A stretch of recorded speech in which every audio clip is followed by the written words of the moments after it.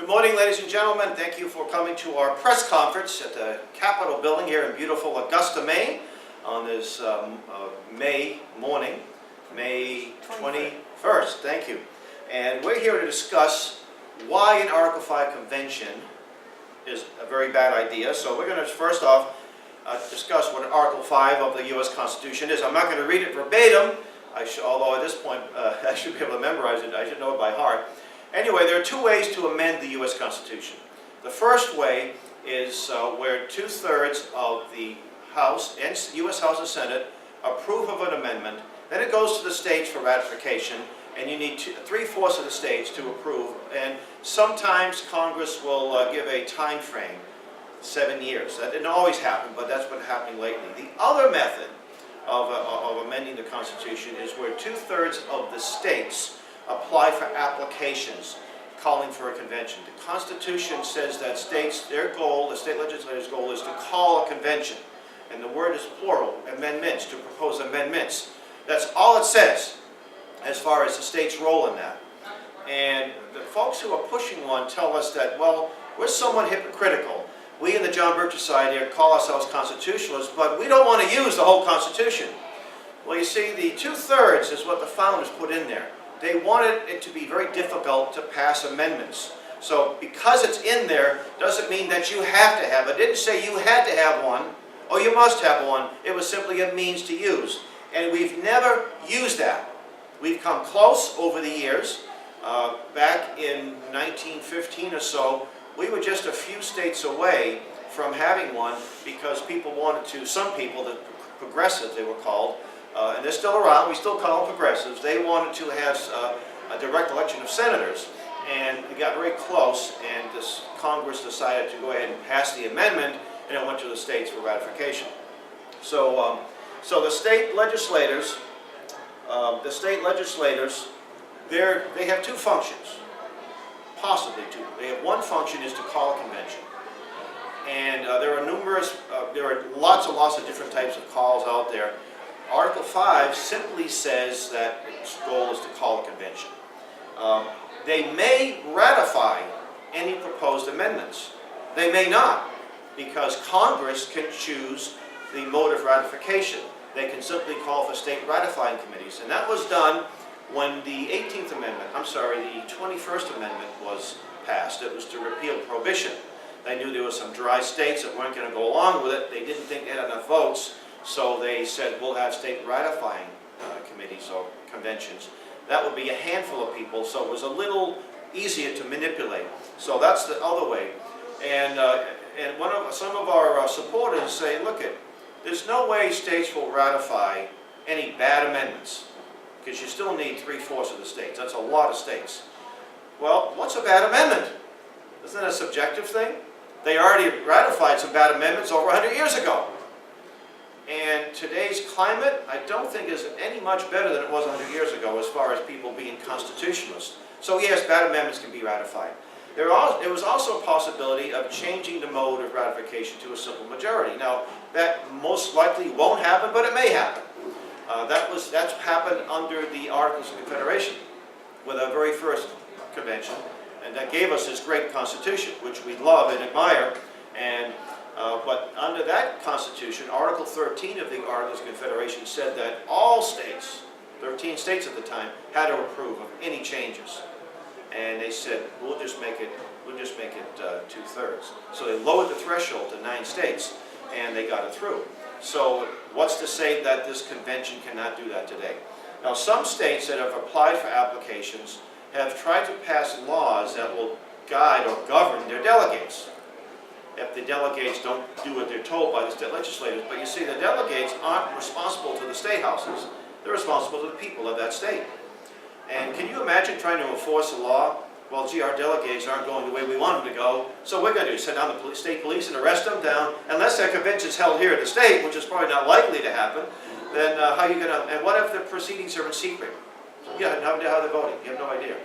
And also, Congress, Article 6 of the U.S. Constitution says that the Constitution is the supreme law of the land. Congress will simply grant them immunity, and that was, we read that in a report last April. The Congressional Research Service said that Congress would grant them immunity. So any laws that are used to sort of mollify or calm people like us won't have any impact. They'll be null and void, dead on arrival, so to speak. And a convention, once convened, cannot be limited. Now, there is a few organizations have had several meetings in 3 different parts of the country. Last summer or late spring in Indianapolis, Indiana, there was about 100 legislators. They weren't there as officially representing the states. They were there on their own. And they came up with some kind of guidelines.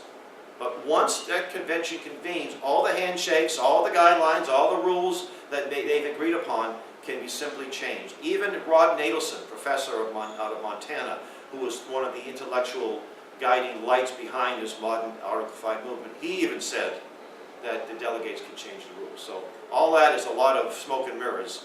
But once they convene, they can completely change the rules. Then you have to ask, well, who will the delegates be? Article 5 doesn't tell us that. So Congress believes it's their job, under the Necessary and Proper Clause, Article 1, Section 8 of the Constitution, that they will make the rules and laws, and they've tried to do that on a few occasions. As far as I know, the last time they tried to do it was 1979. They held hearings, and they issued a 1,300-plus page report, which I have, and I'll be happy to provide you a copy in PDF format if you want some fascinating reading.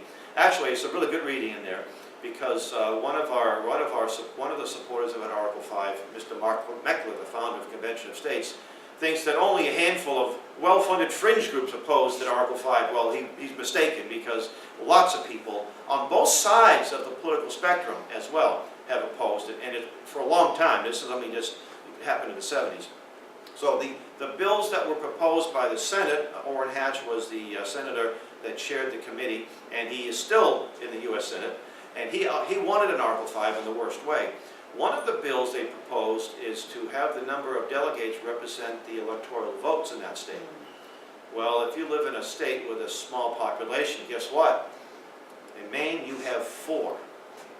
In Vermont, you have 3. You see, Massachusetts, what are you going to have, what, 11? 11, right? 9, 11.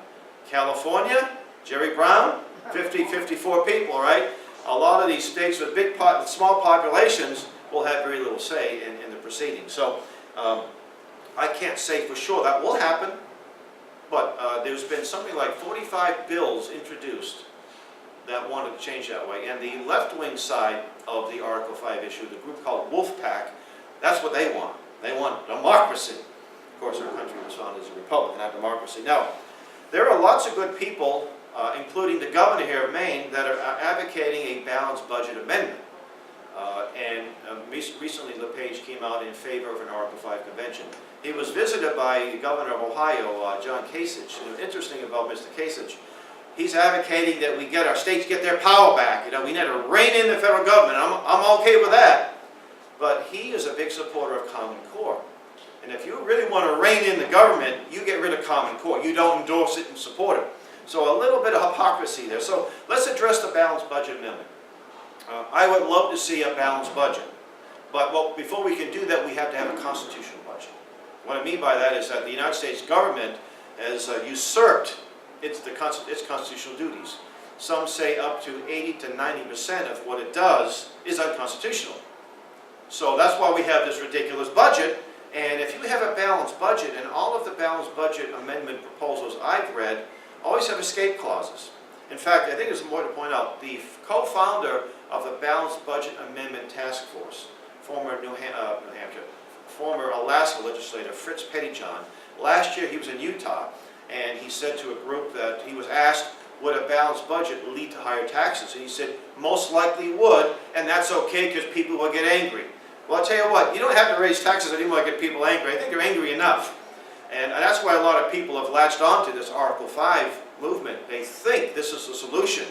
But we can get a balanced budget and we get higher taxes, or maybe even a value-added tax, you see. So balanced budget will not solve the problem until we have a constitutional budget. Then they talk about term limits at the congressional level.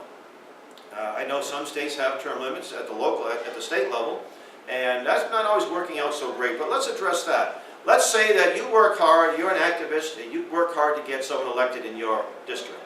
And that person reports back to the groups, the Tea Party groups, the various groups that made that election possible. And, well, gee, I'm sorry, but I got to be out of here in 2 terms or 3 terms. Then you got to start all over again, right? What if that person's doing a great job? What if that person's doing an excellent job? Okay. What if you have somebody, like in Massachusetts, you have 9 members of Congress that all support big government almost all the time. So the voters are the ones that bring them in. And so if one congressman or congresswoman is term limited out, you're going to get someone with that same ideological perspective. So you really haven't gained anything. But what you do is you have people have this notion of, well, we can't really get this person out. He's well entrenched, she's well entrenched. We'll just wait for 6 years, and then it'll be term limit out. We maybe have a chance there, right? Or you get a little complacent. You know, I'm not going to be that. Nothing I can do is going to change that member of Congress, but we'll just wait 6 years, and everything will be just fine. Then so you have this, and also the notion of a lame duck. Now, a lame duck is when a session, those folks are leaving, and they don't have to be answerable to the voters anymore once they leave. So you'll have a permanent lame duck Congress. It's bad to have a sitting Congress doing the wrong thing. It's even worse to have a lame duck Congress.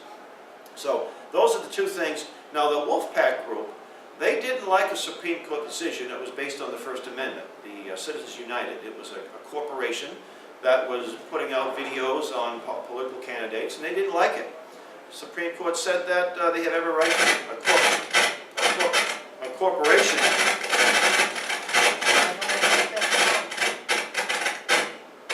Now it's working. That must be outside interference. Anyway, they want to rein in that, and they want to be able to, and you think of a corporation, a lot of people think some big, faceless, well-funded batch of people that are doing harm. In some cases that may be true, but a corporation can be a little Baptist church of 10 members, and the federal government will have control over that. They also want to have the elections funded by the taxpayers. So you don't have all the, you have to worry about these big political action committees, you know. Well, that sounds good, but who then will determine who the viable candidates are? It'll be Congress. It'll be the federal government, Elections Commission. Do we really want that? I don't think so. I think it's a gross violation of the Constitution. So I want to discuss, there are pending resolutions in numerous states all over the country. I think 38 states have introduced resolutions for what they call a Convention of States. And if you ever read the wording of this resolution, it's open-ended. It's not calling for 1 or 2 things. It's sort of open-ended. Okay? And Maine has one pending as well. A lot of these resolutions have already been voted down, or they've been tabled, they've died in committee. And so far this year, Convention of States has got 1 passed in any state. They've got 3 passed last year. There's still a number of houses still in session, including here in Maine. The COS resolution here is HP, as in Papa, 804. And we got word today that it was brought to the full House and then sent to the Committee on Local and State Government.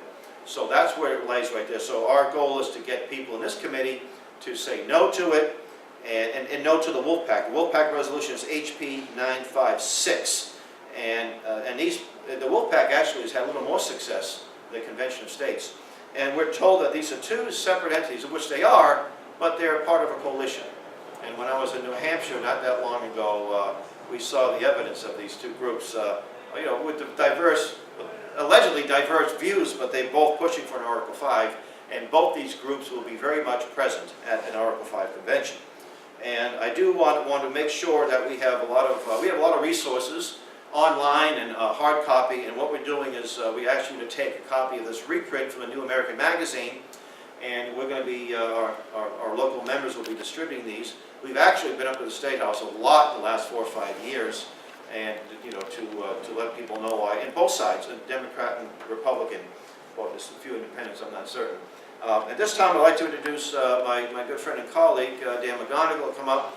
Dan has been accompanying me into these various press conferences. Last year, in 2014, we visited, I think, 7 state houses.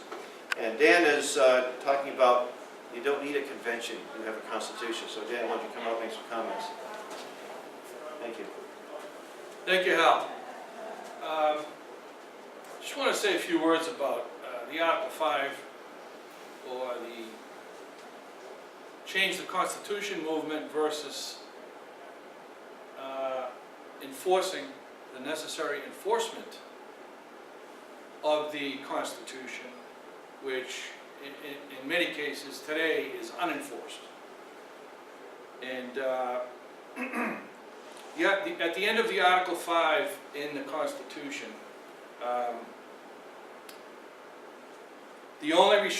Article 5 at the end states the only restriction to amendment or change of the Constitution. In other words, what cannot be done and everything else can be done. The only restriction to amendment is that the number of United States senators in Congress must be the same, remain the same for every state. Right now we have, each of the 50 states has 2 United States senators. So Article 5, the last sentence in Article 5 states that. They call it equal suffrage in the Senate. Everything else is up for grabs for amendment and change in the Constitution.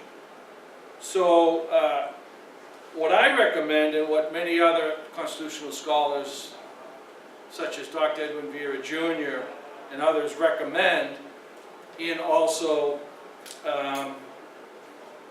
in various articles published by the New American Magazine with the John Birch Society, the recommendation is to enforce the existing Constitution, which is largely unenforced. So how can that be done? Well, there's a phrase in Article 1, Section 8 that says, execute the laws. And that's Article 1, Section 8. In Article 6,